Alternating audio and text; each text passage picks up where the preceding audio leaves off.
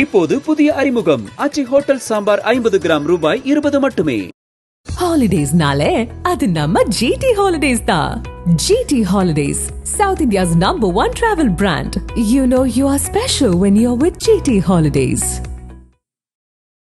தாயுள்ளம் கொண்டவங்க ஜெயலலிதா அப்படின்னு சொல்றாங்க. அந்த குணத்தை பத்தி கொஞ்சம் சொல்லுங்க. வணக்கம்.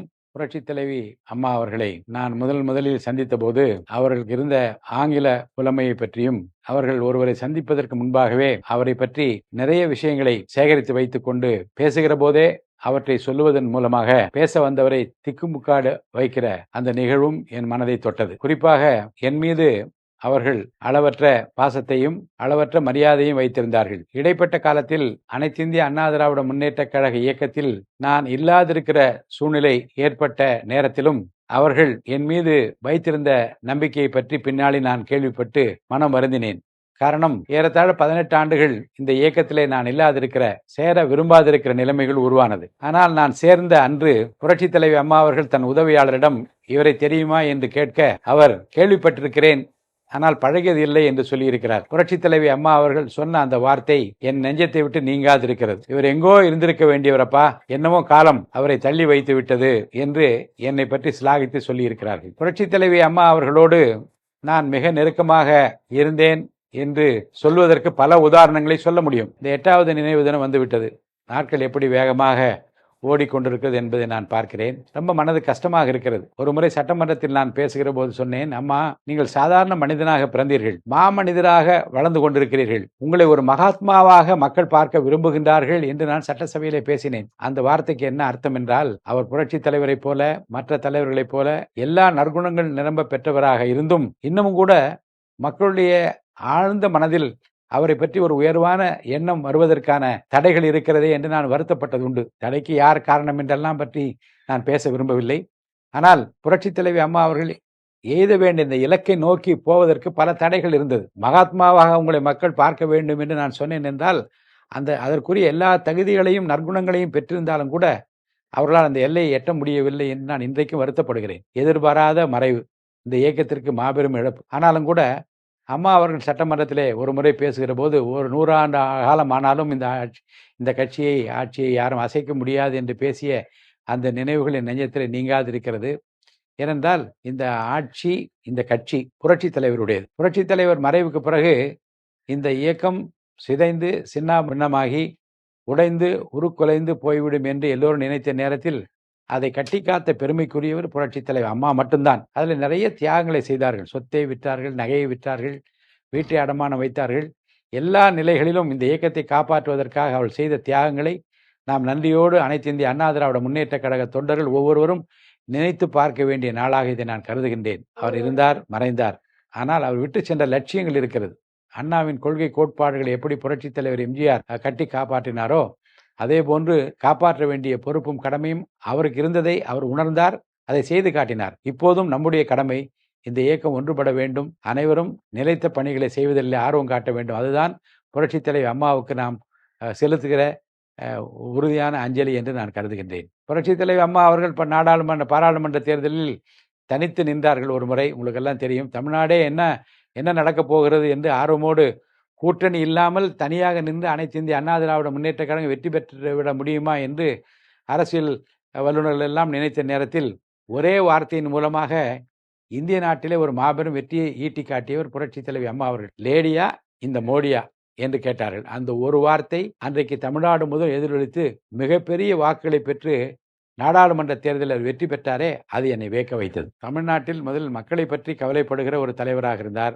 மக்கள் நலன்தான் அவருக்கு முக்கியமாக இருந்தது. தவறுகள் செய்தால் கூட திருத்தி கொண்டார். உதாரணத்துக்கு மதமாற்ற தடை சட்டம் கொண்டு வந்தார். அது தவறு என்பது உணர்ந்தவுடனே அதற்குரிய தீர்ப்பை மக்கள் வழங்கிவிட்டால் என்று தெரிந்தவுடனே தன்னை மாற்றிக்கொள்ளுகிற, மக்களுடைய சிந்தனை ஓட்டத்திற்கு ஏற்ப, விருப்பத்திற்கு ஏற்ப தன்னை மாற்றிக்கொள்ளுகிற பண்பு அவருக்கு இருந்தது. விடாப்பிடியாக இல்லாமல், பிடிவாதமாக இல்லாமல் மதமாற்ற தடை சட்டத்தை திரும்ப பெறுகிறேன் என்று சொல்லி சிறுபான்மை மக்களுக்கு பாதுகாப்பு அரணாக இருந்ததை நான் நன்றியோடு நினைக்க வேண்டும். அதே போன்று நானும் என்னை சார்ந்திருந்த கிறிஸ்தவ மதத்தை சார்ந்த நண்பர்கள் ரபி பெர்னாட் சார் அவர்களும், மனோஜ் பாண்டியன் சார் அவர்களும், வழக்கறிஞர் இன்பதுரை அவர்களும், மற்ற கிறிஸ்தவ நண்பர்களும் நாங்களெல்லாம் இணைந்து நின்று கிறிஸ்துமஸ் பெருவிழாவை நம்முடைய செல்லப்பாண்டியன் சார், தூத்துக்குடி செல்லப்பாண்டியன் முன்னாள் அமைச்சர், அவர்கள் எல்லாரும் இணைந்து நின்று கிறிஸ்துமஸ் விழாவை நடத்துவதற்கு அம்மா அனுமதித்தார்கள். அதிலே சாதாரண நிகழ்ச்சி அல்ல. அவரே சொந்த பணத்தை எடுத்து எப்படி இஃப்தார் விழாவை ஆண்டுதோறும் கொண்டாடினாரோ, அப்படி நீங்கள் கிறிஸ்துமஸ் விழாவை கொண்டாட வேண்டும் என்று நான் கடிதம் கொடுத்தபோது,